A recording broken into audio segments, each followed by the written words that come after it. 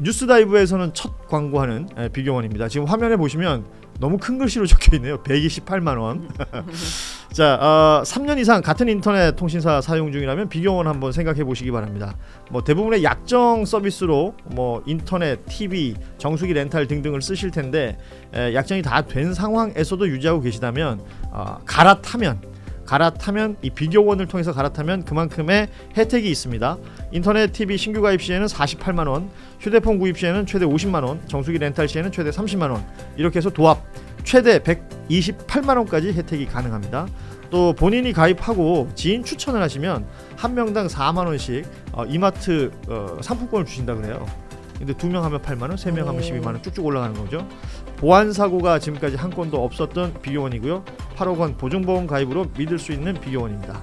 인터넷, TV, 또 휴대폰, 정수기 비교원에서 함께 하시면 좋겠습니다. 전화번호는 1670-2571 상담이 가능하고요. 고정 댓글 또 네이버에서 비교원 검색 후에 상담하시면 되겠습니다.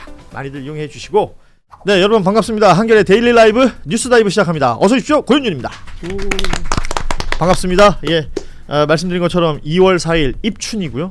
수요일에 함께하는 뉴스 다이브 함께 해주실 분들부터 소개를 해드립니다. 박지훈 변호사 나오셨습니다. 어서 오십시오. 네, 안녕하세요. 박지훈입니다. 예, 김정환 변호사도 함께합니다. 네, 안녕하세요. 방송 초짜 김정환입니다. 예, 이렇게 변호사 두 분 모시고 있고 뉴스들 짚어볼 텐데 제일 먼저 이야기할 내용은 이하상 변호사 관련해서 이야기를 좀 해보죠. 예, 김용현 전 장관의 변호인이고 뭐 우리가 방송에서 여러 차례 다뤘지만 뭐 본인이 극우적인 활동을 하는 것은 뭐 유튜브 활동이든 뭐 집회 활동이든 일련의 정치 활동이든 있을 수 있는 부분인데 법정에서 보인 모습들이 너무나 이해하기 힘든 그렇죠. 장면들이 많았었고요. 뭐 두 분도 변호사지만 어떻게 변호사가 저럴 수 있나 라는 생각이 들 정도의 모습들을 보였었고, 과거 11월에 이미 이진관 판사로부터 감치 선고를 받은 바가 있었죠.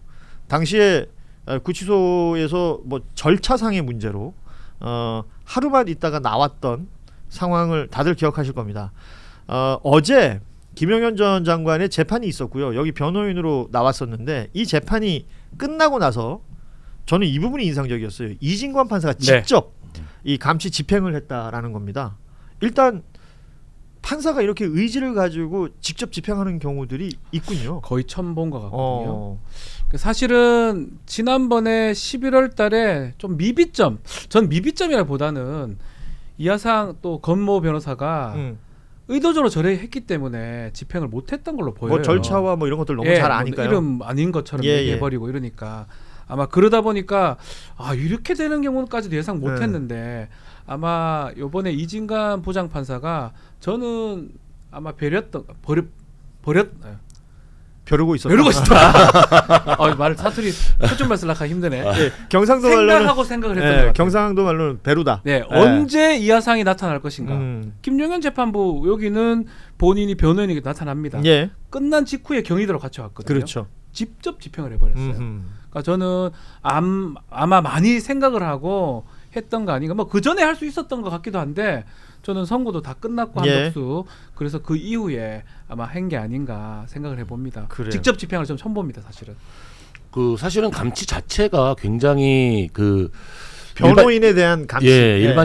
저도 일반적이지 거였죠. 않아요. 이제 법정이라는 곳이 가보면은요, 자기 감정이 굉장히 항상 이제 좀 뭐라 그럴까, 굉장히 하여튼 인생에서 큰 일을 당한 사람들이 그렇죠. 법정에 오잖아요. 그러다 보니까 앉아 있을 때 선고가 나오거나 이런 막 소리 지르는 사람도 있고 하거든요. 그럼 일반적으로는 감치 이전에 퇴정 명령을 내려요. 이 사건에서도 감치 이전에 나가세요라는 얘기를 먼저 그렇죠. 하고, 누구세요 물어보고 나가세요라고 하죠. 그 다음부터 또 감치도 그냥 바로 감치시키는 게 아니라 경고를 줘요. 그렇게 하면 감치합니다. 거기서 보통은 끝나야 되거든요. 그런데도 본인이 계속 이렇게 무리한 주장을 하니까 그러니까 명령을 내렸잖아요. 그걸 집행을 하는 건데, 이제 청취자분들께 조금 설명을 드리면, 이제 감치는 구치소에 가게 되고요.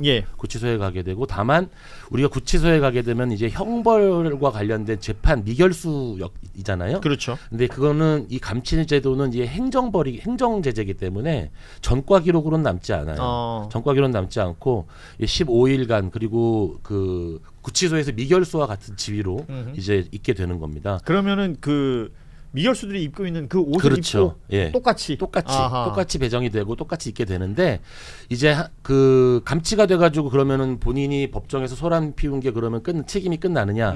그게 아니라 지금 이미 고발이 돼 있는 상태이기 그렇죠. 때문에 예. 변호사 협회의 징계도 남아 있고요. 또 우리 형법에 두 곳. 그러니까 국회 회의장과 법정이라는 곳은 그 심의를 방해하면 안 된다. 국가 예, 기능과 예. 관련된 거거든요. 국가 기능과 관련되기 때문에 국회 회의장과 법정에서의 소동에 대해서는 심의를 방해하기 위한 소동은 이거를 3년 이하의 징역으로 처벌할 수 있도록 해놨어요.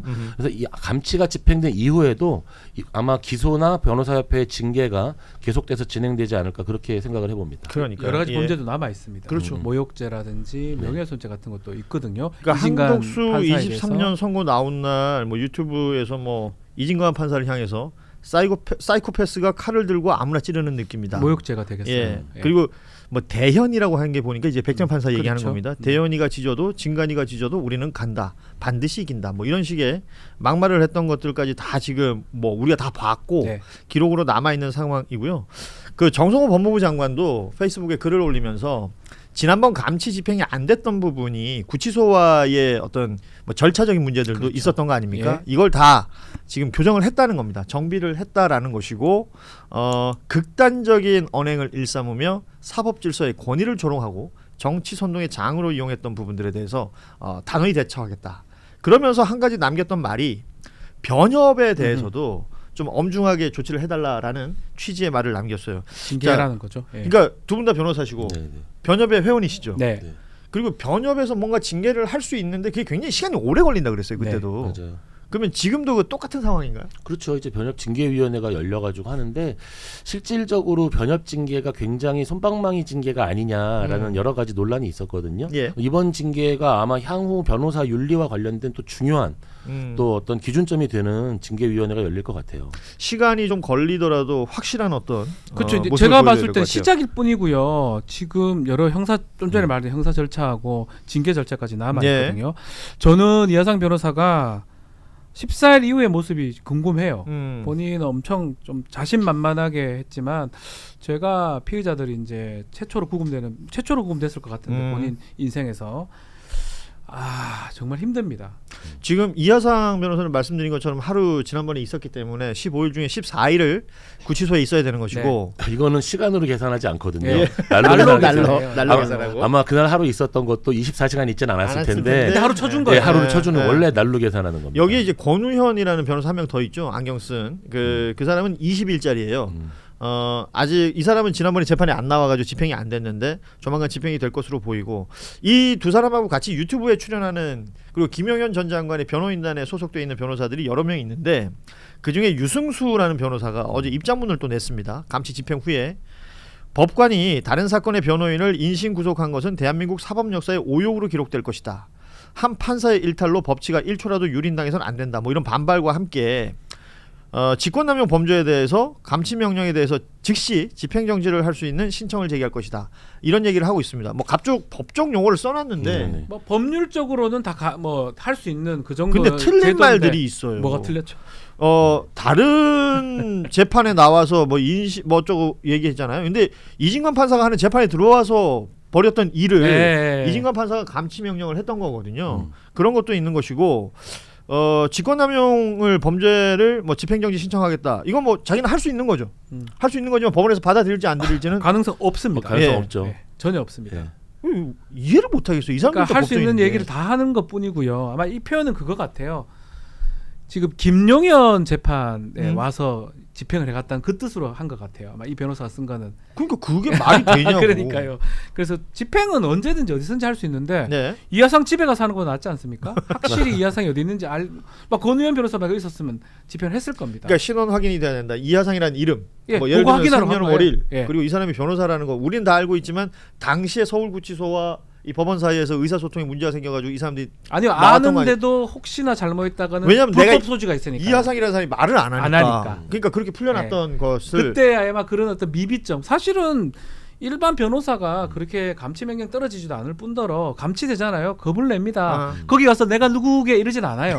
맞춰봐라. 이랬기 때문에 못 들어간 거거든요. 그렇습니다. 그 미비점을 이제 법무부에서 보완했다 하고 사실상 권의원 변호사도 곧 잡혀서 갈 거고요.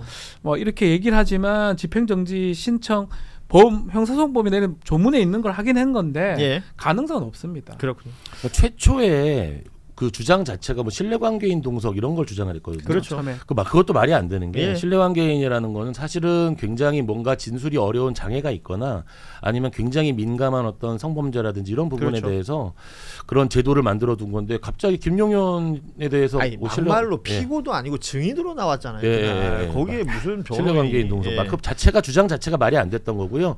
또 하나 약간 요 뭐 에피소드 같은 거지만 이제 서울구치소 의왕 서울구치소에 이제 그 갔다고 해요. 그 이분이 굉장히 가까운 분 전광훈 씨랑 가깝잖아요. 전광훈 남부 목사랑 있으나? 가까운데 봤어요. 전광훈 목사는 지금 남부구치소에 있어요. 저도 봤어요. 그저께 혹시 아니, 갔었어요? 예, 그저께였어요. 저도 정광훈 2호실에 있더라고요. 맞아요. 2호실에 강현재 저는- 변호사가 있더라고요. 저는 12호실에 있었는데 예. 아니 갔는데 그런 사담은 아니, 따로 재밌잖아요. 하시고. 재미는 있잖아요. 그게 아니, 아니 정광훈 봤어. 그래서 그러니까 제 말은 뭐냐면 구치소 내에서 전광훈 씨와 이하상 씨가 만날 일은 없다는 거죠. 없다, 다른 데 있다는 거죠. 없다. 예, 알겠어요. 오히려 재밌잖아요. 아, 네. 눈 마주쳤어요 정광훈 씨하고. 그 뭐라 그래요? 근데 막 팔을 휘휘 저으면서 뭔가 큰 소리를 내고 있더라고요. 알아보는 느낌이긴 한데 네. 뭐 그래서 제가 인사하기는 뭐하고 사실 서울구치소에 지금 많이 모여 있어요. 저도 내일 또 제가 가야 되는데 서울구치소 갈 때마다 거의 계속 봐요. 권성동, 이상민, 그 김만배, 한덕수 다 있어요 거기. 예. 그래서 갈 때마다 그 서울구치소 되게 크거든요. 어. 그래서 방들이 너무 많기 때문에 뭐 남부는 한 10몇 개밖에 네, 없지만 그래서 서울구치소 가면 일부러 찾아다녀. 사실 저 솔직히 아니, 말해서 투명 아크릴 다 투명 아크릴 돼 있어요. 아크릴로 그러니까 보여요. 이렇게 보이잖아요. 이게 그래서 사각으로 보이면 더 잘 보일 거고. 권성동 같은 경우 자기하고 접견해서 저를 계속 쳐다봐요. 아하. 김만배 씨는 정말 계속 인사하고. 그분들도 이제 TV 보는 느낌으로 보겠죠. 약간, 박준 변호사. 약간 방송에 나오니까 아니까. 자, 2024년 12월 3일 윤석열의 내란 이후에 이 극우적인 주장을 하는 사람들이 많이 늘어났죠. 뭐 유튜브 채널을 통해서든 아니면 집회 현장에서든 그런 사람들 많은데 그 중에 한 명이 전한길 씨죠. 전한길 씨는 어제 귀국을 했습니다. 예. 귀국하면서 뭐 현장 공항에서의 모습들도 아마 다들 뉴스 통해서 보셨을 것 같고 2월 19일에 있을 윤석열 선고를 앞두고 지규현 판사에게 메시지를 남겼어요. 무죄 공소 기각을 선고해 주기를 부탁한다. 이게 재판 앞두고 판사한테 이래도 되는 겁니까? 예, 아무튼 그리고 이 전한길 씨는 뭐 여러 혐의들 때문에 경찰 조사도 받아야 되는 것이고 또 이용돈 PD하고 함께 이 12.3 내란 옹호하는 영화를 만들기도 했었고요. 공항에 보니까 이제 여러 사람들이 마중을 왔는데 가가호호 공명선거 대한당이라는 정당이 있더라고요. 네. 여기 이제 민경욱 대표 계속해서 부정선거 주장하고 있는 인물이죠. 그 예. 사람. 과거 앵커했던 네. 그 인물이 왔었고 그리고 국대 떡볶이 그 김상현 대표도 여기 어떤 성향의 인물들이 나왔는지 확인이 가능했습니다. 저는 모르겠어요. 이게 공항 장면을 보면서 뭔가 이제는 좀 극명하게 구분이 되는구나 이런 생각이 좀 들더라고요. 본인이 이번에 안 들어오면은 이제 그 들어오면서 이제 체포되는 영장 발부 직전이기 때문에 들어왔는데 저는 사실 저 장면에서 좀 안타까웠던 게 저렇게 메이저 언론사의 마이크들을 앞에 두고 있잖아요. 예. 저게 꼭 필요했을까? 예. 그러니까 저렇게 저 사람은 관심 받고 싶어 하는 건데 지금 예. 얘딱 관심하고 준 건데요. 제가 보니까 좀 그 메이저 언론사들의 저런 마이크를 앞에 두는 건 좀 부적절하지 않았나 싶은 생각도 좀 들었습니다. 그래요. 뭐 본인은 증거인멸과 도주 우려가 없다. 그 구속될 사유가 하나도 없다. 경찰 가서 조사받고 무죄를 증명하면 되지 않겠느냐. 스스로 이런 말을 했는데 지금까지 도주해 있었던 거 아닌가요? 맞아요. 뭐 이게- 제 생각에는 이게 도주 우려라고 봐야 돼요. 해외에 있는 계속 도주를. 있잖아요. 네. 여권 거의 만료가 직전에 지금 들어온 거거든요. 그거가 아마 수사기관 입장에서는 담보가 안 됩니다. 또 나갈 수도 있는 거니까. 그러니까요. 그렇다면 도주 우려 있다고 봐서 영장으로 갈 가능성. 뭐 사실은 두 가지거든요. 범죄 소명, 증거인멸, 도주 우려인데 도주 우려가 되게 큰 것 중에 하나예요.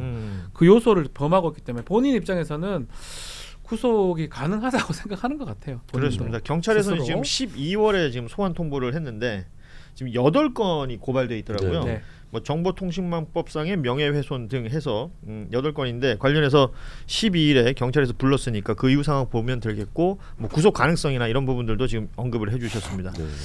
그 전한길 씨가 이제 뭐 저렇게 지금 관심을 받고 싶은 사람에게 관심을 줬다라고 얘기하지만 저기서 했던 말들 있잖아요. 네, 네.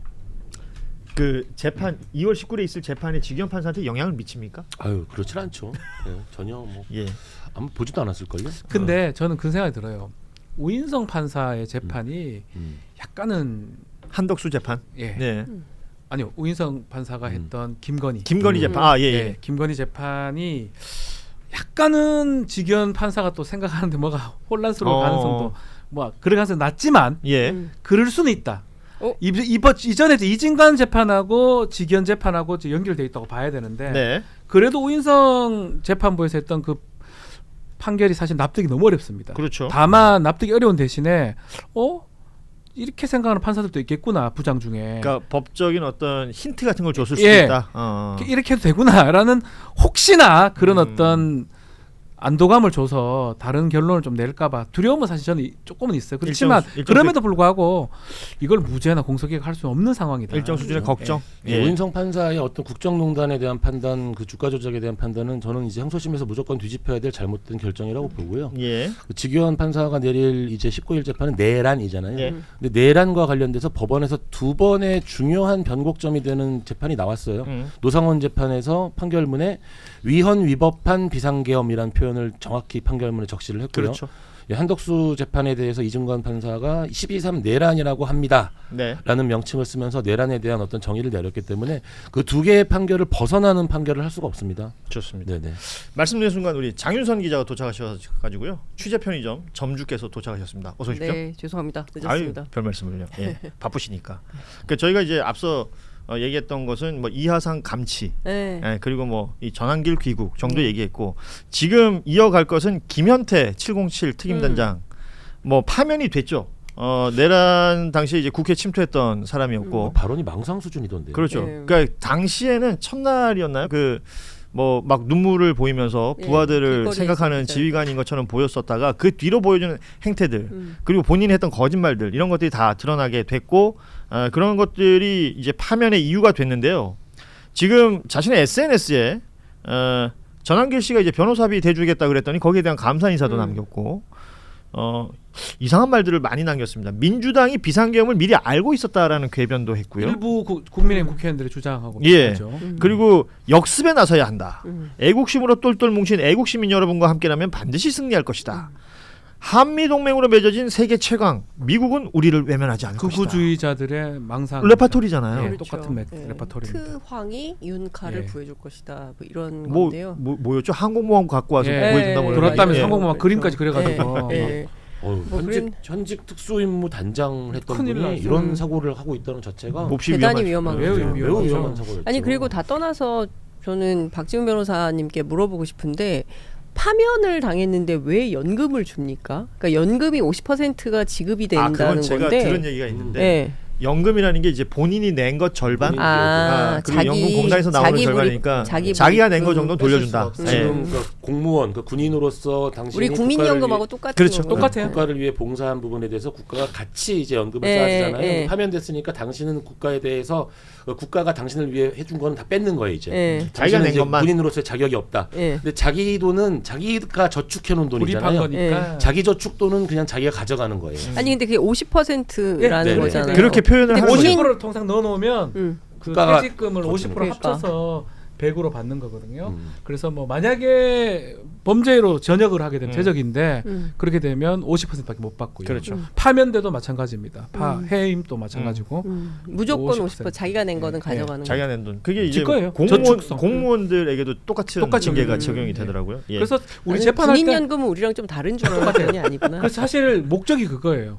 집행유예 받으면 안 되거든요. 그렇죠. 못 받아요. 그 집행유예 안 받는 거. 아. 그래서 선고에 받으려고 애를 많이 썼던 거고 아. 벌금 받게 되면 상관없이 퇴직금 다 받아가는 거. 오래 근무한 사람 퇴직금 꽤 많습니다. 그렇겠죠. 엄청 군에서. 많습니다. 예. 예. 뉴스다이브에서는 첫 광고하는 비교원입니다. 지금 화면에 보시면 너무 큰 글씨로 적혀 있네요. 128만 원. 자, 3년 이상 같은 인터넷 통신사 사용 중이라면 비교원 한번 생각해 보시기 바랍니다. 뭐 대부분의 약정 서비스로 뭐 인터넷, TV, 정수기 렌탈 등등을 쓰실 텐데 약정이 다 된 상황에서도 유지하고 계시다면 갈아타면 이 비교원을 통해서 갈아타면 그만큼의 혜택이 있습니다.